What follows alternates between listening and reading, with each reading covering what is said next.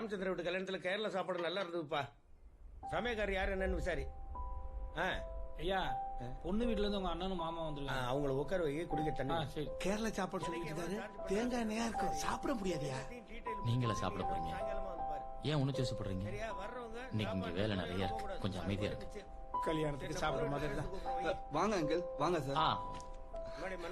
என்ன சாப்பிடுறீங்க? இல்ல ஒண்ணு வேணாம். இருக்கட்டும் தம்பி. வாங்க. வணக்கம். வணக்கம். வணக்கம். சமயக்காரங்களை பத்தி விசாரிக்க சொல்லிட்டு இருந்த போன்ல அதான் நீங்க வந்தது கவனிக்கல. பரவாயில்லையா? அவங்க ஒரு லிஸ்ட் ஒன்று சொன்னாங்க, ரொம்ப நல்லா இருந்தது. வணக்கங்க. அது அன்னைக்கு ரொம்ப நல்ல நாள், முகூர்த்த நாள். அதனால சமயக்காரங்க யாரும் அவ்வளவு ஈஸியா கிடைக்கல. இது இப்போ நீங்க யாராவது ட்ரை பண்ணீங்களா? ஏன்னா நம்ம முன்கூட்டியே புக் பண்ணி வச்சிருந்தது நல்லது. ஏன் சித்தப்பா, வர்றவங்க என்ன சாப்பிடாமல வர போறாங்க? அப்படியே வந்தாலும் 1 மணி நேரம் கூட கல்யாணத்துல நிக்கிறது இல்ல. அவங்கள சாப்பிடுங்கன்னு சொன்னா கூட சாப்பிடுறது இல்ல. சாப்பிடுறதுங்கிறது அவங்கவங்க கன்வீனியன்ஸ். am I correct? அதனால ஒரு சாம்பார் சாதம், ஒரு தயிர் சாதம் பொட்டலம் போட்டு வர்றவங்களுக்கு எது விருப்பமோ அதை அவங்கள கேட்டு சாப்பிட கொடுத்துடலாம். அருமை அருமை. நாங்க என்ன நினைச்சோமோ அதான் நீங்க பேசிட்டு இருக்கீங்க. முதல்ல கைய கொடுங்க, கைய கொடுங்க. உட்காருங்க. இத பாருங்க, சமையல்காரங்க யாருங்கறத நாங்க சொல்லிடுறோம். அத பிக்ஸ் பண்றது மட்டும்தான் உங்க வேலை. அதுக்கான செலவும் உங்களுக்கு தான். ஏங்க கோவப்படுறீங்க? இருங்க பேசலாம். செலவு எங்களுதுன்னு சொல்லிட்டு முடிவை நீங்க எடுப்பீங்கன்னு சொல்றது என்ன நியாயம்? நீங்க என்ன முடிவு எடுப்பீங்கன்னு தெரிஞ்சுதான் நாங்க எடுக்கிறோம். ஒரு லெமன் சாதம், ஒரு தயிர் சாதம்னு பொட்டலம் போட முடிவு பண்ணிட்டா எங்க மானம் போயிடும். பொட்டணத்துலதான் அவங்க மானம் இருக்கா? இப்போ நீங்க என்ன நினைக்கிறீங்க அதை சொல்லுங்க. இல்லங்க, மாப்பிள்ளை ஏதோ சொல்ல வர்றாரு, அது என்னன்னு கேளுங்களேன். சொல்லுங்க. இல்ல மாமா, முன்னாடி எல்லாம் கல்யாணம்னா கல்யாணத்துக்கு வர்றவங்களை நம்மளே சாப்பாட்டு பந்தியை கூட்டு போய் உட்கார வச்சு அவங்களுக்கு என்ன வேணும்னு கேட்டு கேட்டு பரிமாறுவோம். அவங்களும் நாம வைக்க வைக்க வேர்க்க வெறுவருக்க ருசிச்சு சாப்பிடுவாங்க. ஆனா இப்பெல்லாம் அப்படி இல்ல. யாரையும் சாப்பாட்டு பத்தி கூட்டு போய் உட்கார வைக்கிறதே கிடையாது. தலைக்கு உடனே கான்ட்ராக்ட் பேசி ஒரு கான்ட்ராக்டர் கொடுத்துறோம். அவன் என்ன பண்றான், ஒரு 15-20 பேரை கூட்டு வந்து கையில பிளாஸ்டிக் பைய மாட்டிக்கிட்டு சமைச்ச எல்லா ஐட்டத்தையும் ஒரே சமயத்துல இலையில வச்சுட்டு போய்கிட்டே இருக்கான். சாப்பிட உட்கார்ந்தவங்களுக்கு மூஞ்சில் அடிச்ச மாதிரி ஆயிருது. பாதிக்கு மேல யாரும் சாப்பிடறதும் இல்ல, அப்படியே வேஸ்ட் ஆயிரும். கல்யாணம் முடிஞ்சு பார்த்தோம்னா சட்டி சட்டியா சாப்பாடு மிஞ்சி போய் கிடக்கும். சாப்பாட்டை வேஸ்ட் பண்ற மாதிரி முட்டாள்தனம் உலகத்துல எதுவுமே கிடையாது. அப்படிதான் எங்க சீனியர் ஆபீசர் மகளோட கல்யாணத்துல நிறைய சாப்பாடு மிஞ்சி போச்சு. என்ன பண்றதுன்னு தெரியல யாரும். கடைசியில் அங்கே இங்கன்னு போன் பண்ணி அனாதாசிரமங்களை பிடிச்சு ஒரு 4 மணி ஆச்சு எல்லா சாப்பாடையும் டிஸ்போஸ் பண்றதுக்கு. ஏன் அப்படி சாப்பாடை வேஸ்ட் பண்ணணும்? அப்படி சாப்பாடு வேஸ்ட் ஆகாம இருக்கிறதுக்கு ஒரு வழி இருக்கு. நம்ம பாத்திருக்க மண்டபத்துக்கு பக்கத்திலேயே வெஜ் ஹோட்டல் இருக்கு, நான்வெஜ் ஹோட்டல் இருக்கு.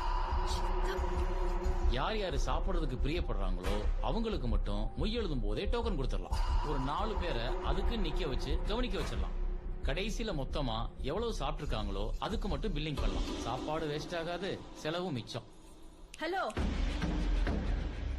நிறுத்துங்க. கல்யாணத்துக்கு கூப்பிட போறது எங்க சொந்தக்காரங்கள, பிச்சைக்காரங்கள இல்ல. எதுக்கு இப்ப வார்த்தையை விடுறீங்க? நான் என் மனசுல போட்ட கணக்கத்தானே சொன்னேன். எதையும் திட்டமிடுறது தப்பா? தப்பு இல்லங்க, தப்பே இல்ல.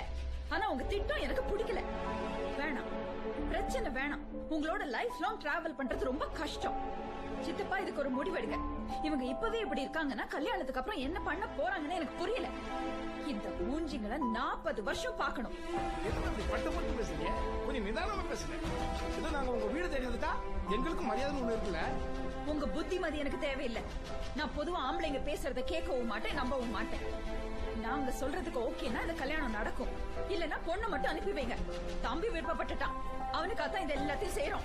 அதுக்கு உங்க பொண்ணு மட்டும் வந்தா போதும், நீங்க வர தேவையில்லை. யோசிச்சு முடிவு பண்ணிக்கங்க. பாப்பா கொஞ்சம் இருமா, அப்படி எல்லாம் அவசரப்பட்டு பேசக்கூடாது. சித்தப்பா, என்ன சரி பண்ண பாக்காதீங்க. இந்த குடும்பம் நமக்கு சரி வராது. பொண்ணு மட்டும் ஓகே, எங்கேயாவது கோயில வச்சு தாலி கட்ட சொல்லுங்க. ஆனா இவங்க மட்டும் அந்த பக்கமே வரக்கூடாது.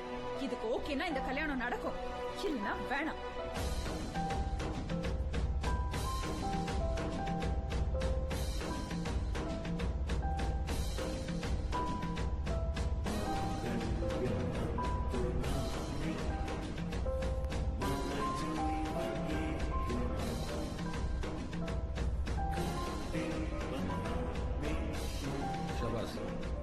நீங்களும் நானும் என்ன என்ன எதிர்பார்த்தோமோ அது நடந்துடுச்சு. சோ உங்களுக்கு ஒண்ணு புரிஞ்சிருக்கும், உலகத்துல ரொம்ப புத்திசாலியா இருந்தா எவ்வளவு பிரச்சனைன்னு. அறிவுரை நம்பி சொன்னது அத்தனையும் உண்மை. ஆனா திருமணம் நின்று போச்சு. ஆக எளிமையை விட ஆடம்பரம் சிறந்ததும் யோசிங்க.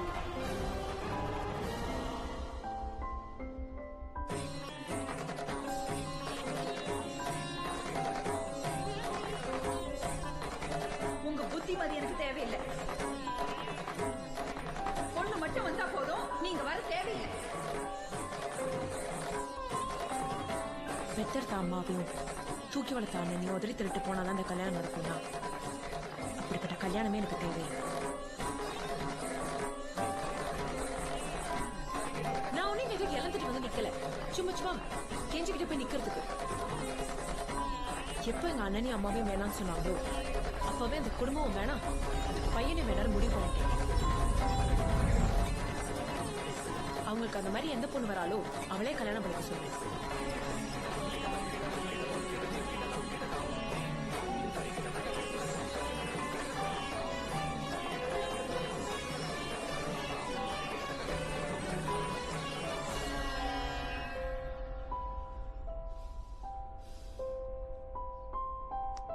மகேஷ், நான் ஆரம்பத்திலே சொன்னதுதான், எனக்கு என்னோட அண்ணனும் எங்க அம்மாவும் தான் முக்கியம்.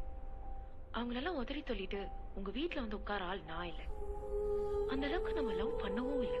பார்த்தோம், பேசணும், பிடிச்சிருந்தது, வீட்டுல சொன்னோம். இப்ப அது நடக்காதுன்னு தெரிஞ்சு போச்சு. சோ ப்ளீஸ் நீ உன் வேலையை பாரு, நான் என் வேலையை பாக்குறேன். All the best. No hard feelings. By.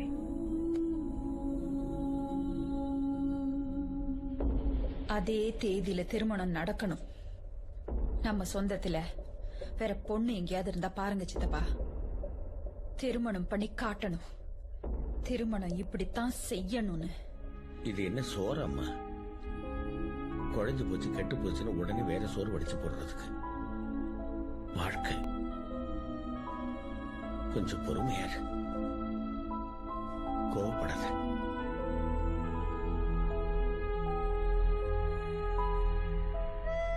ஏற்கனவே உனக்கு ஒரு நல்ல வாழ்க்கை அமையலை என்று அது நெஞ்சு சித்தப்போ மனசுல இருக்குமா?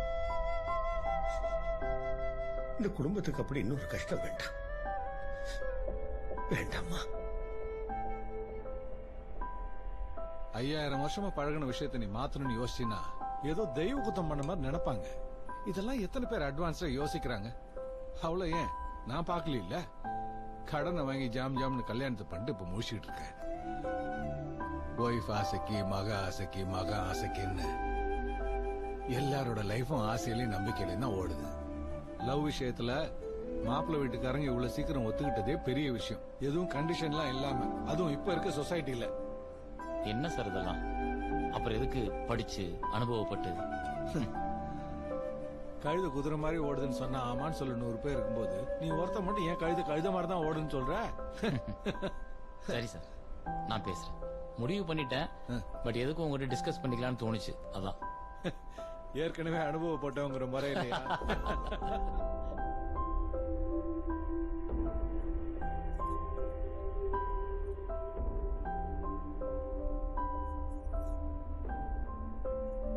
தம்பி, கடுமையான வெயிலுக்கும் பயங்கரமான மழைக்கும் பழக்கப்பட்டதுதான் நம்ம பூமி. அப்பப்ப சூழலுக்கு ஏத்த மாதிரி மாறிக்கும், ஆனா செதைஞ்சிராது. நீ ஒண்ணு ஆசைப்பட்ட, நடக்கல. ஆனா அது மட்டும் இல்ல வாழ்க்கை. ஏதோ ஒரு நல்லதுக்குன்னு எடுத்துக்க. உன்னை இப்படி பார்க்க எனக்கு கஷ்டமா இருக்குடா. என் ஃப்ரெண்ட் ஒருத்தி பெங்களூர்ல இருக்கா. அவளுக்கு ஒரு தங்கை இருக்கு, நல்ல மாடர்ன் கேர்ள், யூஎஸ்ல படிச்சவ. அவங்க அக்கா கிட்ட எல்லாத்தையும் நான் பேசிட்டேன். ஏதோ போட்டோ கூட அமைச்சிருக்கா பாரு. இப்போ என்னக்கா அவசரம்? கொஞ்ச நாள் ஆகட்டும். இல்லடா, பார்த்து பேசி வச்சிடலாம். அப்புறம் உன் இஷ்டப்படி எப்ப பண்ணணுமோ அப்ப பண்ணிக்க. எனக்கு இப்போதைக்கு வேண்டாம்க்கா, ப்ளீஸ். தயவு செஞ்சு எனக்கு கொஞ்சம் தனியா இருக்க விடுங்க. யாரு கூடயும் பேசுறமான நிலைமையில நான் இப்ப இல்ல, புரிஞ்சுக்கோங்க. நாங்க யாருமே கூட வேணாமா? எங்களை பார்க்க கூட உனக்கு பிடிக்கல இல்ல? அப்படி சொல்லலக்கா. ஏன் நீ வந்து சின்ன வயசுல இருந்து உன்னை தூக்கி வளர்த்த எனக்கு உனக்கு எது வேணும் எது வேணாம்னு முடிவெடுக்க தெரியாதா? அக்கா ஒண்ணு சொல்றேன்னா, ஏன் சொல்றேன்னு நல்லா யோசிச்சு பாரு, புரியும். ஆனா நீ அந்த கணக்கு பாக்குற ஃபேமிலி தான் வேணுங்கிற இல்ல? சித்தப்பா அந்த கதவு சாத்துங்க முதல்ல. ஆனா அந்த பொண்ணோட அண்ணன் இது எதுக்கும் செட் ஆக மாட்டான். இன்னைக்கு கல்யாணம் பண்ண இவ்வளவு யோசிக்கிறானா நாளைக்கு உன்னை எப்படி பாத்துப்பான்? அதுக்குதான் நல்லா யோசனை பண்ணிட்டு இது வேண்டான்னு சொல்றேன். அது எப்படிக்கா லவ் பண்ணிட்டு கல்யாணம் வரையும் போயிட்டு வேணான்னு தூக்கி போடுறது தப்புக்கா. டேய், நான் ஏன் வேணான்னு சொல்லி புரிஞ்சுக்கவே மாட்டேங்கிறேன். மாமா மாடி ஏன் அப்படி பதட்டமா பேசுற? கொஞ்சம் பேசாம இருமா. சித்தப்பா இவன் எப்படி நாளைக்கு என்ன பாத்து? ஏமா உனக்கு ஏதாவது ஒண்ணுன்னா தம்பி பாத்துக்கிட்டு பேசாம இருந்துருவானா? டேய் சும்மா இருடா. நீ வாய்க்கு வாய் பேசினாக்க காரியம் சாதிக்க முடியுமா? காரியம் சாதிக்கணும்னாக்க பேசாம இருக்கணும்டா. சித்தப்பா அப்ப இவன் பேசாம இருந்து காரியத்தை சாதிக்கணும்னு ஐயோ, சொல்றீங்க? அந்த அர்த்தத்துல நான் அப்போ சொல்லல. அந்த பொண்ணு என் கூட வந்தா கல்யாணம் பண்ணி வைப்பியா? சொல்லு, நான் வேணா கூட்டு வரேன் அவள. பாருங்க இப்பவும் எப்படி பேசுறான் பாருங்க. டேய், டேய், இன்னும் விட்டா, புரிய சும்மா மாட்டேங்குது இருடா. எனக்கு. இங்க வா, சித்தப்பா, வா. நீ சித்தப்பா, வா சொல்றேன். நீங்களாம் ஒரு புரிய வைங்கன்னு தானே நான் சொல்றேன். அவகிட்ட இதையே பேசுறேன், வா. சித்தப்பா, வாமா. சொன்னா நீங்களும் போ, கேளுங்களேன். போ. நீ போ உள்ள. ஒரு எனக்கு போ. ஒண்ணும் புரிய மாட்டேங்குது. நீங்க ஏன் இப்படிலாம்? இல்ல சித்தப்பா, அவன் புரிஞ்சுக்கவே மாட்டேங்கிறானே. இப்ப என்ன? பெங்களூருக்கு போனோம் அவ்வளவுதானே. அவங்கிட்ட பேசி சம்மதிக்க வைக்க வேண்டியது என் பொறுப்பு. பார்த்தா சரியாயிடுமா? எல்லாத்துக்கும் கொஞ்சம் காலம் வேணும் கடந்து போறதுக்கு. நீ அமைதியா இரு. ஆ?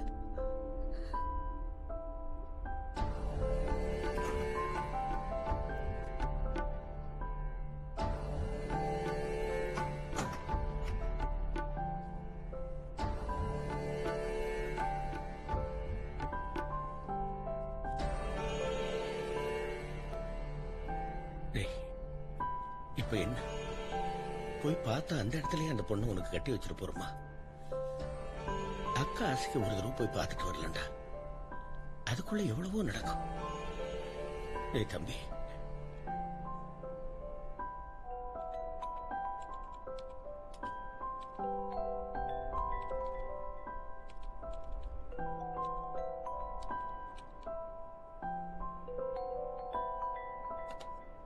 என்ன வேணும்னு கேக்குறேன்.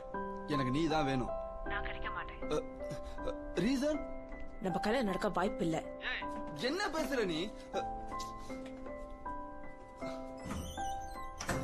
எங்க அக்கா பெங்களூர்ல வேற ஒரு பொண்ணை பாத்துருக்காங்க. பாத்துட்டு வரலான்னு கூப்பிடுறாங்க. ஓகே, போய் பாரு. All the best.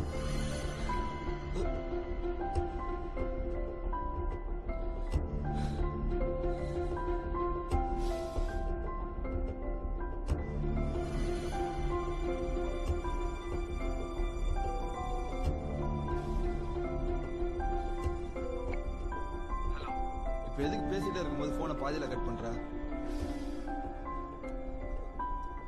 சரி லிசன், எங்கேயாச்சும் போய் ரெஜிஸ்டர் மேட்ச் பண்ணிக்கலாமா? அண்ணனும் வேண்டாம், எங்க அக்காவும் வேண்டாம். சினிமா நிறைய பாப்பியோ?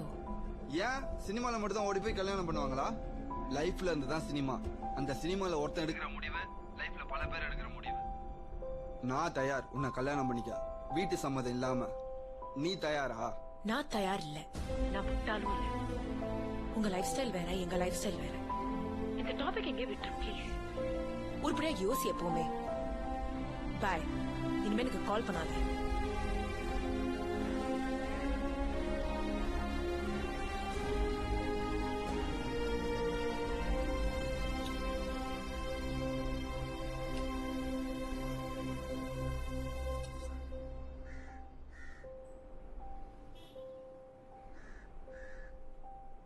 அப்படி போடு.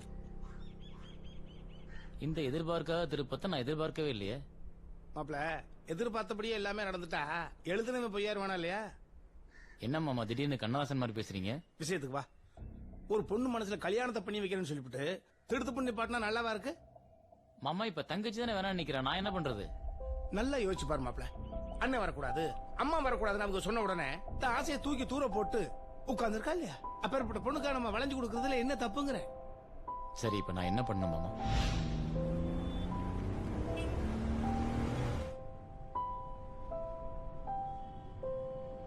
நீ அமைதியா இருப்பாப்ல, மாமா பாத்துக்கிற எல்லா பிரச்சனையும். ஏன்னா சொல்ற விதத்தை விட அதை சொல்றது யாருங்கிறது முக்கியம். உங்க பேர் என்ன? அம்பேத்கரா மாமா? இந்த நக்கல் தானே வேண்டாங்கிறது. தாய் மாமனா இருந்தா தலையில தட்டி விளையாடுறது உங்களுக்கு ஒரு குழப்படா? அங்க தட்டுறதுக்கு என்ன இருக்கு? ஏற்கனவே தமுக்க மைதான மாதிரி இருக்கு. ஓட்டுக்கு மாப்பிள்ள ரோட்டை பார்த்து.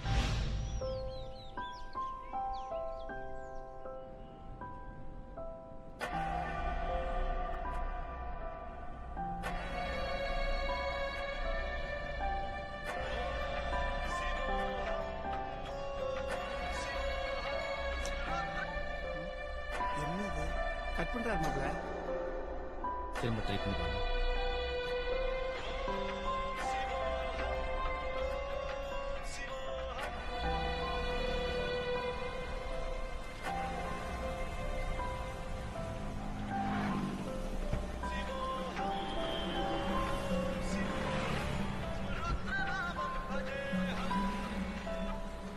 ஹலோ.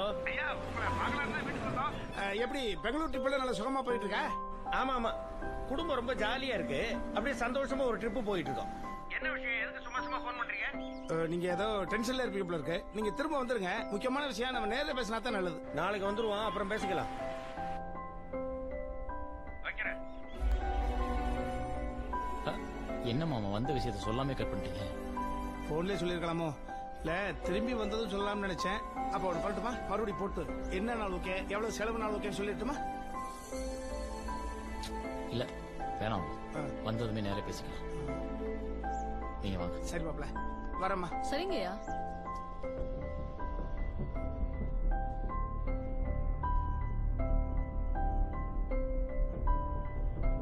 இவ்வளவு பெரிய உயர் பதவியில இருக்கிற நீங்க இதை செய்வீங்கன்னு கொஞ்சம் கூட எதிர்பார்க்கல மிஸ்டர் விஜயகுமார். நீங்க கேன்சல் பண்ணிருக்கிற ஆர்டர் பப்ளிக் இஷ்யூல இருக்கக்கூடிய ஒரு முக்கியமான பிரச்சனை. இது வரைக்கும் எந்த கம்ப்ளைண்ட்டும் இல்லாத நீங்க இத பண்ணிருக்கிறது ரொம்பவே ஷாக்கிங்கா இருக்கு சார். சார் ப்ளீஸ், தப்பு தான் நான் பண்ணது. என் பொண்ணுக்கு இப்பதான் சார் ஒரு பெரிய இடத்துல கல்யாணம் பண்ணி கொடுத்துருக்கேன். விஷயம் வெளில தெரிஞ்சா எல்லார் லைஃபும் ஸ்பாயில் ஆயிடும் சார். என்ன பனிஷ்மெண்ட் கொடுத்தாலும் ஏத்துக்கிறேன்.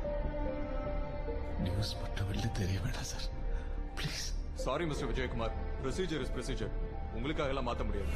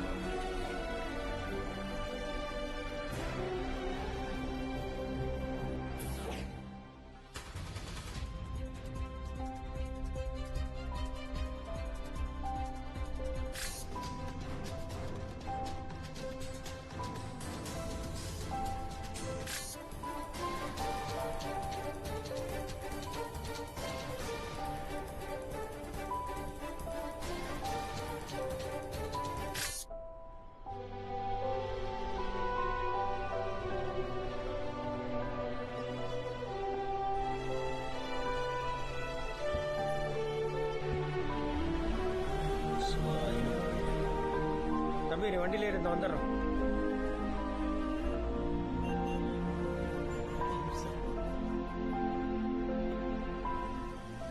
என்ன அந்த ஆள் பக்கத்துல இருக்கும்போது மறுபடியும் ஃபோன் பண்ணிட்டு இருக்கேன். பெங்களூர் வந்துருக்கேன், 2 நாள்ல வந்துடுவேன்.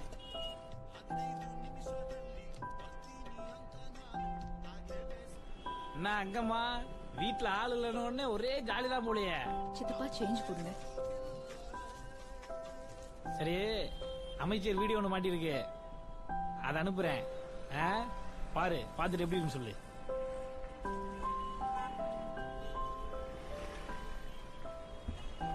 ஓம் நம சிவாய. ஓம் நம சிவாய. சித்தப்பா, தம்பி எங்க காணோம்? காணுமா? வண்டிக்குள்ள தானே இருந்தா. வழக்கம் போலதான் எங்கேயோ போயிருக்காங்க என்னமோ வாங்குறதுக்கு. டப்ஸ்மாஸ் சித்ரா இருக்குல்ல, அது மாதிரி நீ வந்து மியூசிக் பண்ணேன்னு சரவணா, ஏய் இங்க வா. ஒரு நிமிஷம்யா, இந்த போன் பேசிக்கிறேன். கட் பண்ணிட்டு வா. தம்பி எங்க? உள்ளதானே மேடம் இருக்காரு. உள்ள இல்லையடா, பக்கத்துல எங்க நின்று போன் பேசிட்டு பாருங்க.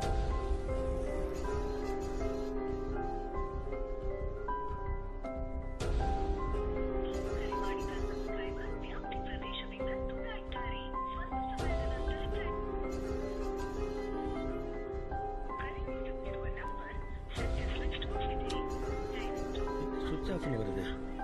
இது ஒரு போன் சிக்னல் வர மாட்டேங்குது.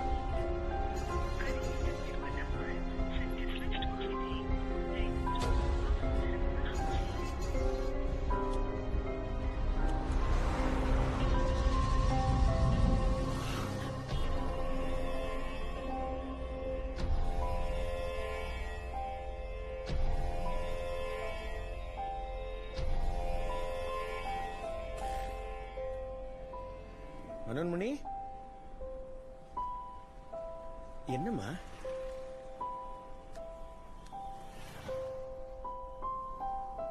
மன்னிக்கணும், எனக்காக யாரும் வாழ்க்கை அழிச்சுக்க வேண்டாம், நானும் யாருக்காகவும் வாழ்க்கையை அழிச்சுக்கிட்டு. என்னம்மா இப்படி அனுப்பியிருக்கா?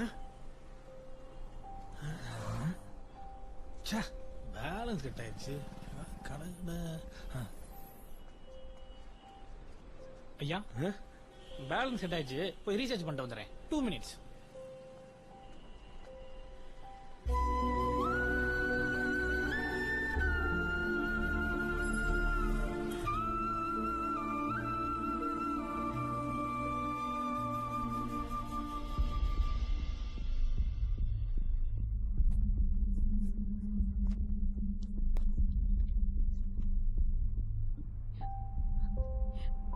என்கொயரி தானே, ஒன்றும் ஆகாது, பயப்படாத. எதுவா இருந்தாலும் பார்த்துக்கலாம்.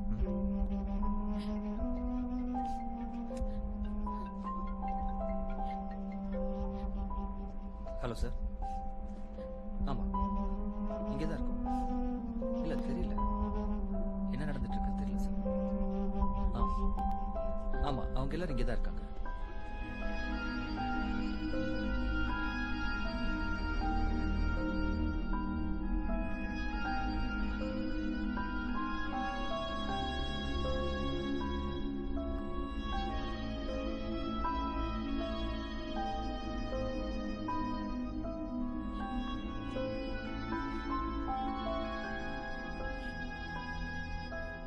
இன்னைக்கு கோர்ட்ல ப்ரொடியூஸ் பண்ண போறாங்க.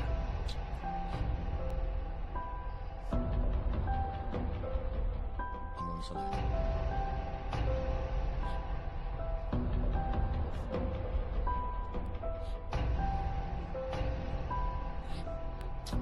ஏய், அழாத, ஒன்றும் ஆகாது.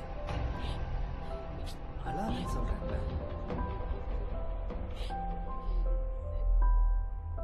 உங்களோட பேராசை ஒரு நல்ல மனுஷன் எங்கேயும் கொண்டு வந்து உட்கார வச்சிருக்கு பாத்தீங்களா? இதுக்கெல்லாம் யார் காரணம்? இப்பொழுது என்ன பண்றது?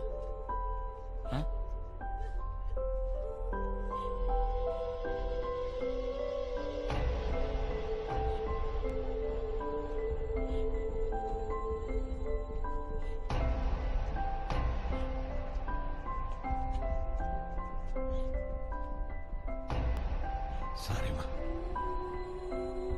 அப்பா உனக்கு இந்த பேர் வாங்கி கொடுத்ததுக்கு. God bless.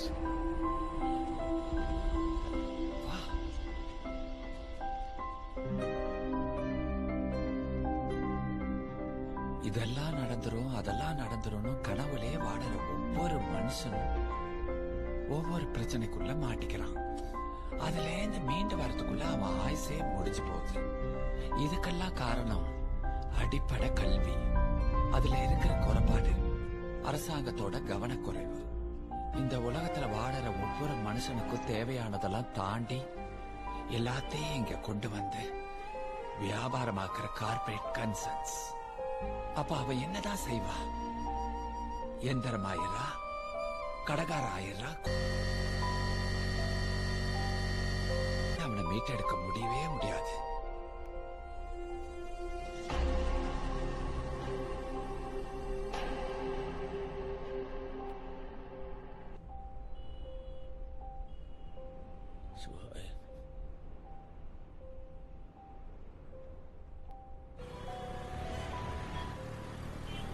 ஹலோ. ஹலோ, ஏமா நான் தாம்மா, அருணாச்சலம். ஹலோ அங்கிள், எப்படி இருக்கீங்க? நல்லா இருக்கீங்களா? அக்கா எப்படி இருக்காங்க? எல்லாரும் சௌக்கியமா? எங்க வேலை முடிஞ்சு வீட்டுக்கு போயிட்டு இருக்கீங்களாக்கும்? ஆமா அங்கிள். வீட்டுக்கு போன உடனே மாமா கொஞ்சம் எனக்கு போன் பண்ண சொல்லுமா. Okay uncle. இல்ல அண்ணனையே எனக்கு கூப்பிட சொல்லு. சரி அங்கிள். சரி சரி.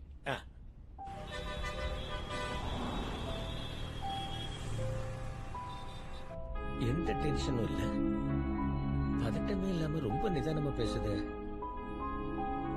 அப்ப இந்த பொண்ணுக்கு இந்த விஷயம் தெரிஞ்சிருக்க வாய்ப்பு இல்ல.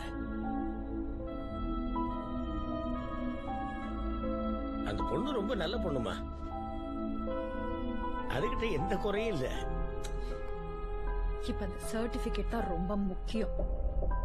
சிவாய நம.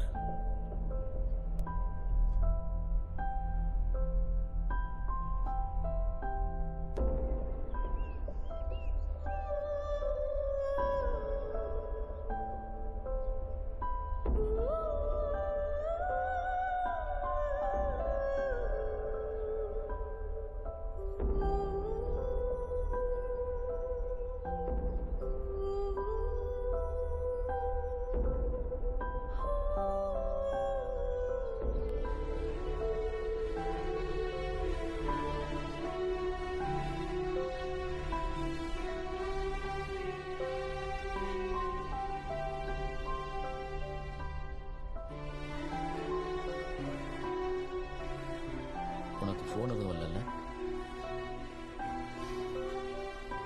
ஃப்ரெண்டு ஒர்க் பண்ற இடம் எங்கேயுமே யாருக்குமே தெரியல இல்ல. ஏமாப்ல இந்த வாட்ஸ்அப்லாம் ட்ராக் பண்ண முடியாது? முடியும், நம்மளால முடியாது. அந்த டிபார்ட்மெண்ட் ஹெல்ப் பண்ணணும். பட் கம்ப்ளைண்ட்லாம் பண்ணா நல்லா இருக்காது. ஆமால, போலீஸ் கம்ப்ளைண்ட் பண்ணோம்னா பேப்பர் டிவில காமிச்சிருவாங்க. அது ஃபியூச்சருக்கு நல்லது இல்லை. ஒன்னும் ஆகாதுமா, சும்மா அவங்க அக்காவை பயமுறுத்துறதுக்காக தான் இப்படி விளையாட்டு பண்றான். 2 நாள்ல வந்துருவான். நீ அழுவாத, கொஞ்சம் பொறுமையா இரு.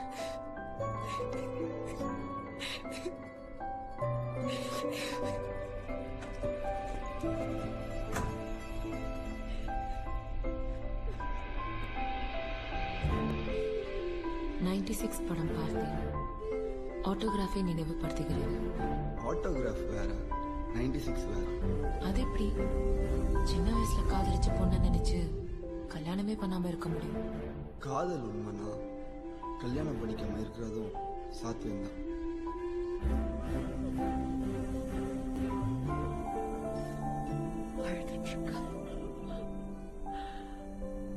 செல்லம்,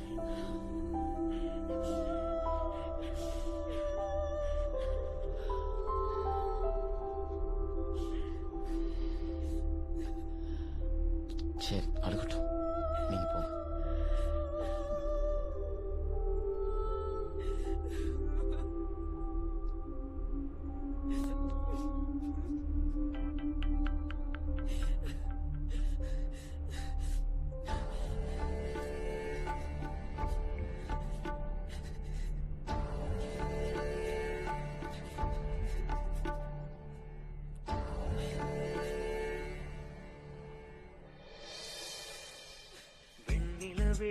வெண்ணிலவே விண்ணை தாண்டி வருவாயா, விளையாட ஜோடி தேவை.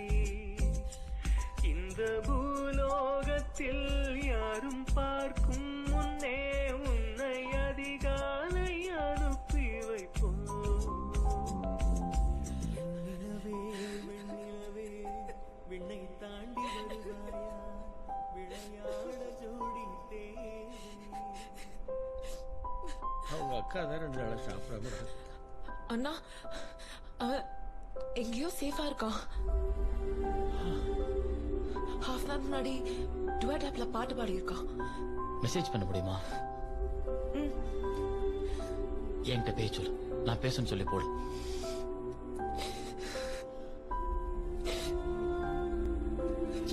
இவர் அழக்கூடாது.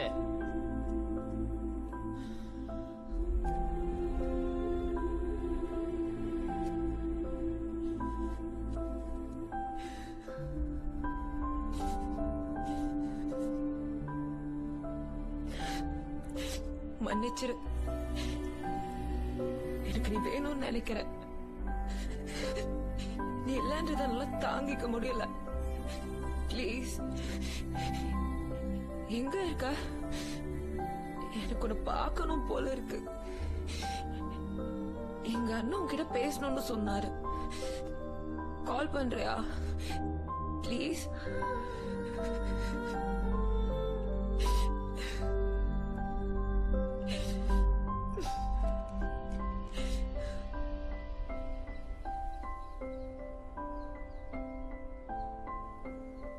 மகளோட கவலை என்ன ரொம்ப வாட்டது. அவளுக்கு தம்பி என்ன உயிரியா? அதான் தெரியுமே, எப்போதுமே தம்பி தம்பி தானே அவங்க பேசுவாங்க. அவளுக்கு வாழ்க்கையே தம்பி தானே. உங்க எல்லாருக்குள்ளயும் கூட ஒரு கேள்வி இருக்கும், என்னடா இந்த பொண்ணு இவ்வளவு வயசாகியும் கல்யாணம் பண்ணிக்காம இந்த வீட்டிலேயே இருக்கேன். நாகரிகம் கருதி இது வரைக்கும் நீங்கள் அதை கேட்கல. இப்ப நான் சொல்றேங்க, எங்க அண்ணனுக்கு அன்னைக்கு பிறந்த மூத்த பொண்ணுதான் மனோன்மணி. 10 வருஷம் கழிச்சு பிறந்தவன் தான் தம்பி மகேஷ். நல்ல சுகம், நல்ல சொத்து, நல்ல சந்தோஷம் எல்லாத்தையும் கொடுத்த ஆண்டவன் திடீர்னு ஒரு விபத்துல எங்க அண்ணனை அண்ணியை எடுத்துக்கிட்டான். பிள்ளைங்க 2 நண்டு துண்டு நிக்குது.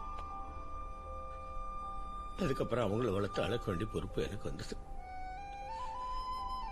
நானும் சின்னதுல இருந்து இந்த சிவமார்க்கத்திலே இருந்துட்டதுனால கல்யாண காட்சின்னு ஒண்ணு யோசிக்கல. மனோன்மணி சின்ன வயசுலயே தம்பியை தூக்கி வச்சுக்கிட்டு பள்ளிக்கூடத்துக்கு போக ஆரம்பிச்சவ. இதுவரைக்கும் அவன் இறக்கலையா?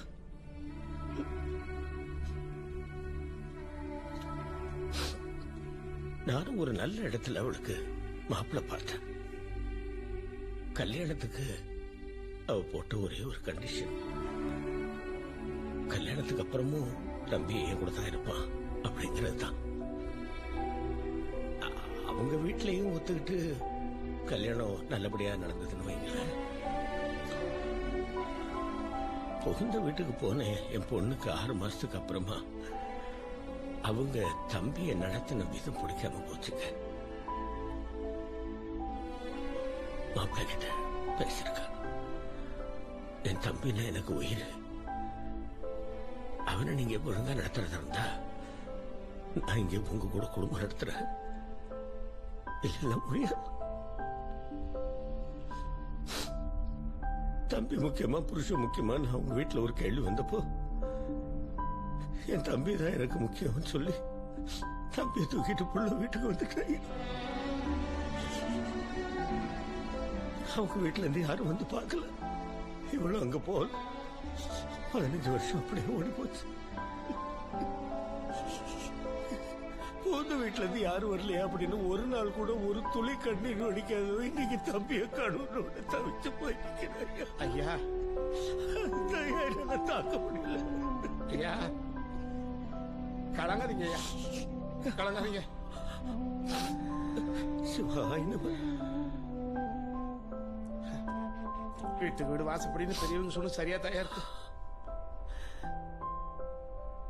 ஐயா என் மாப்பிள்ள எதுக்கு எடுத்தாலும் கணக்கு பாக்குறான்னு சொல்லுவீங்கல்ல.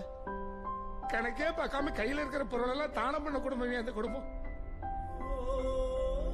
என் மாப்பிள்ளையோட அப்பா திருப்பூர்ல பெரிய பணியப்பேட்டை, நல்ல செல்வாக்கா இருந்தவர், நல்ல வருமானம், நல்ல தொழில், நல்ல குடும்பம், 2 குழந்தைங்க, ஆனந்தமா வாழ்ந்துகிட்ட குடும்பம்யா. அந்த குடும்பத்துல எனக்கு விவரம் தெரிஞ்ச வயசுல டிரைவரா வந்து வேலைக்கு சேர்ந்தேன். நான் பார்த்த வேலைதான் என் டிரைவர். ஆனா அந்த புண்ணியம் என்ன ஒரு மூத்த பிள்ளை மாதிரி தாயா பாத்துக்கிட்டாரு. இந்த அக்கா என்ன ஒரு கூட பிறந்த தம்பியா தாயா பாத்துக்கிட்டாங்க. நான் என் குடும்பம்னு சுயநலமா நினைக்க முடியாத அளவுக்கு இந்த குடும்பம் எனக்கு எல்லா சந்தோஷத்தையும் கொடுத்தது. நல்லது கெட்டது எதுவுமே தெரியாது. யாரு வந்து என்ன கேட்டாலும் எல்லாத்தையும் செய்ய கொடுத்துருவேன். பக்கத்துல இருந்து பார்த்து ஐயா சம்பாதிக்கிற படத்தெல்லாம் அப்படி செலவழிச்சறியலையா, சேமிப்பு வேண்டாமையான்னு கேட்பேன். உடம்புல தெம்பு இருக்கு, திராணி இருக்கு, எதுக்கு சேமிக்கணும்? சம்பாதிச்சுக்கலாம். நாம கருணையா கருணை. திருப்பூர் மார்க்கெட்ல ஐயா பேருக்குன்னு ஒரு பெருமை, கௌரவம், செல்வாக்கு. அது கூட உங்களுக்கு பிடிக்கலையா? அவனுங்க பணத்தால் அடிக்கலையா, புத்தி கூர்மையால ஒரே ராத்திரி எல்லாம் முடிஞ்சு போச்சு. ஆர்டர்லாம் கேன்சல் ஆச்சு. ஸ்டாக் ஐட்டம்லாம் தங்கி போச்சு. ஒரு சூழ்நிலை பனியம் ஃபேக்டரி மூடக்கூடிய நிலைமைக்கு ஆயிப்போச்சியா. வேலை செய்யறவங்களை வெளியே போகணும்னு சொல்ல முடியல. வேலை செஞ்சவங்களுக்கு சம்பளமும் கொடுக்க முடியல. பேக்காரங்க தொந்தரவு. தான் பட்ட சந்தோஷத்தெல்லாம் மத்தவங்கிட்ட பகிர்ந்துக்கணும்னு நினைச்சான் ஐயா. துயரம் வந்த பொழுது தன்னை தனிமைப்படுத்திட்டாரியா. எப்பவும் சந்தோஷமாவே பார்த்தேன் ஐயாவோட முகத்தை பார்க்க என்னால தாங்க முடியல. ஐயா தனிமையில போயிடாதீங்க, தனிமையில போயிடாதீங்க, எல்லாத்தையும் மீட்டெடுத்துக்கலாம்னு எவ்வளவோ சமாதானப்படுத்தி பார்த்தேன். முடியல. திடீர்னு ஒரு நாள் எங்க பிடிச்சி கீழே வந்தார். நான் தான் ஐயா தூக்குனேன்.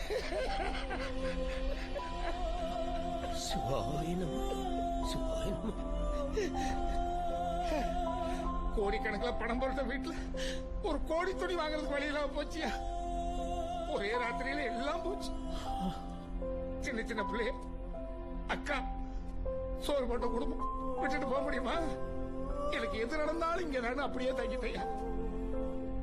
அந்த வீட்டை வித்தாங்க. கடங்காரங்களுக்கு கொடுத்தது போக மிச்ச காசு எடுத்துக்கிட்டு ஊர் விட்டு ஊர் வந்தோம். ஏதோ சொச்ச காசுல ஒரு காரை வாங்கி பாதைக்கு ஓட்டினையா. பாவமையா என் மாப்பிள்ள அந்த அறியாத வயசுல பணத்தோட ஆரம்பி கடனோட வழிய புரிஞ்சுக்கிட்டு, மாமா அப்பா அம்மா என்ன வாழ்ந்துட கூடாது மாமா, திட்டமிட்டு வாழ்ந்தாட்டா மாமா நம்ம கடன் இல்லாம வாழ முடியும்னு சொல்லுவோம். இவனை துயரத்தை கொடுத்த கடவுள் எனக்கு ஒரு சந்தோஷத்தை கொடுத்தான். என்ன தெரியுமா? என் மாப்பிள்ள நீங்க ஆபீசர் ஆயிட்டாயா. என் பாப்பா நல்லா படிச்சிருச்சு.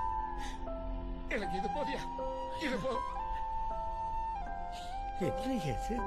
ஐயா உங்களை கையெடுத்து கும்பிடணும் ஐயா. எடுத்து கும்பிடணும். உங்களுக்கு முன்னாலே நான் ஒண்ணும் இல்லையா. ஒரு சந்தோஷம்யா. கடவுள் எதையும் அர்த்தத்தோடு தான் பண்ணுவான்னு பெரியவங்க சொல்லுவாங்க. இவ்வளவு துயரங்களை கொடுத்தாலும் நல்ல இதயங்களை ஒண்ணு சேர்த்திருக்கையா. நிச்சயமா நீங்க ஒண்ணு கவலைப்படாதீங்க. இந்த கல்யாணம் நல்லபடியா நடக்கணும். எனக்கு நடக்கும். போதியா. போ. அதுக்குண்டான வேலைகளை பார்ப்போம். சரிங்க ஐயா. வா.